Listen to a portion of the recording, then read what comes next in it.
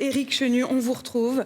C'est vous qui êtes quand même à l'origine de ce grand oral de la santé. Vous avez bien sûr écouté tous ceux qui sont venus à cette tribune. On vous a entendu juste avant, dans l'introduction, vous étiez avec Jérémy Trottin, dire ce que vous en attendiez. Est-ce que les candidats ont été au rendez-vous pour vous de ces enjeux ?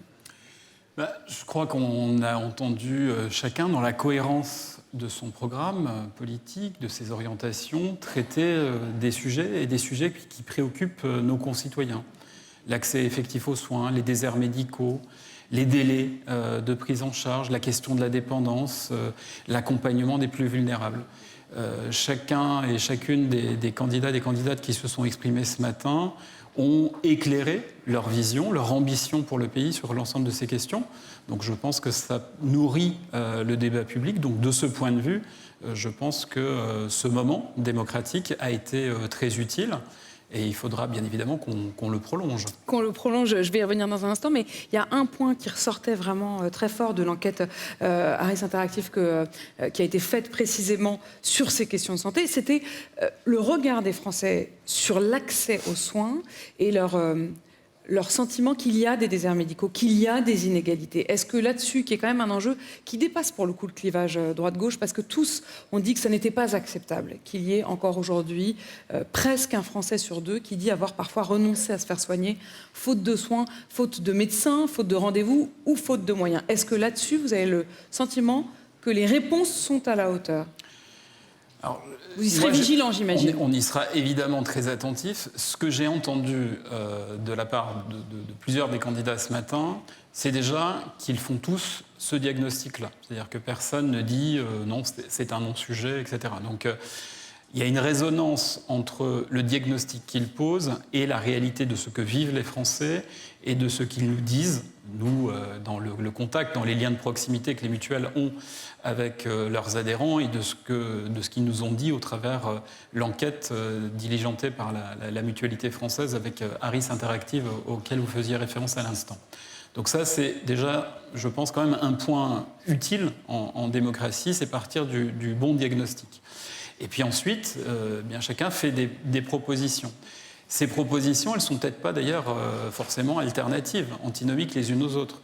Peut-être que dans le débat qu'il faudra construire avec la nouvelle majorité parlementaire qui serait issue des élections législatives, en lien avec les collectivités locales, avec les professionnels de santé, avec les collectivités locales, l'État, la Sécu, les complémentaires santé dont les mutuelles, je pense qu'on saura construire en proximité les réponses utiles, concrètes, se donner des espaces d'expérimentation pour aussi tester un certain nombre de choses.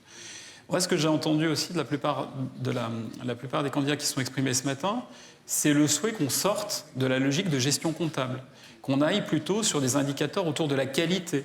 Donc ça, je pense que c'est aussi des éléments importants parce que pourquoi est-ce qu'on en est là ? Pourquoi est-ce qu'on n'a pas anticipé la transition démographique ? Parce qu'il y a 30 ans, on a eu une vision très technocratique, très comptable de la gestion de la sécurité sociale et une espèce d'illusion que s'il y avait moins de médecins, il y aurait moins de prescriptions et donc on allait tendre vers les équilibres des comptes sociaux.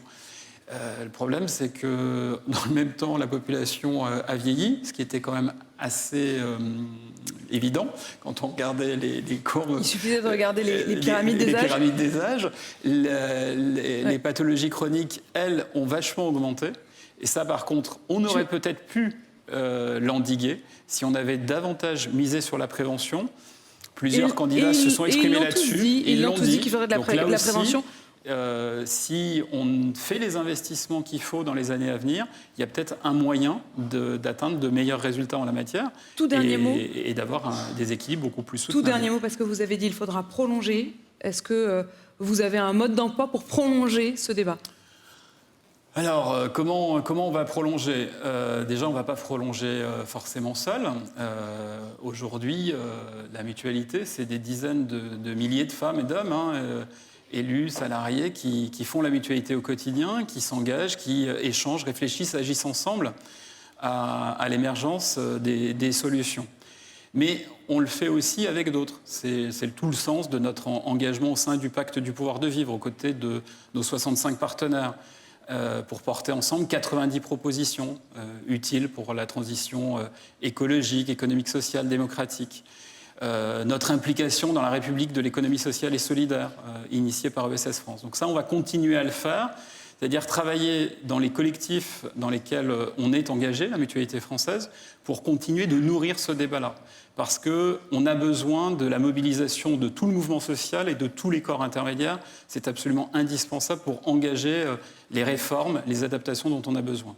Et puis à destination des candidats, des candidates, celles et ceux qui se sont exprimés ce matin, celles et ceux que l'on n'a pas entendus ce matin, on va leur adresser un courrier dès lundi, dès que le Conseil constitutionnel aura déterminé la liste définitive de celles et ceux qui peuvent concourir à la magistrature suprême de notre pays, pour leur proposer, après ils le feront comme ils le souhaitent, sous la forme qu'ils le souhaitent, de nous apporter des éclairages sur leurs propositions en matière de santé et de protection sociale. Et à l'aune de l'ensemble de ces éléments-là, on pourra faire un bilan complet avec le grand oral, avec leurs propositions, leurs programmes, et ainsi nourrir le débat public, parce que c'est quand même bien ça l'essentiel, faire en sorte que nos concitoyens puissent choisir en toute connaissance de cause le 10, le 24 avril prochain, et puis au moment des élections législatives, parce que tout ne s'arrête pas à l'élection présidentielle, il y aura ensuite des débats en région, dans les territoires, en circonscription, pour, avec les candidats à la députation, continuer d'entretenir et d'enrichir ce débat-là. Merci beaucoup. Merci Éric Chenu, merci à tous d'avoir participé à ce grand oral de la santé.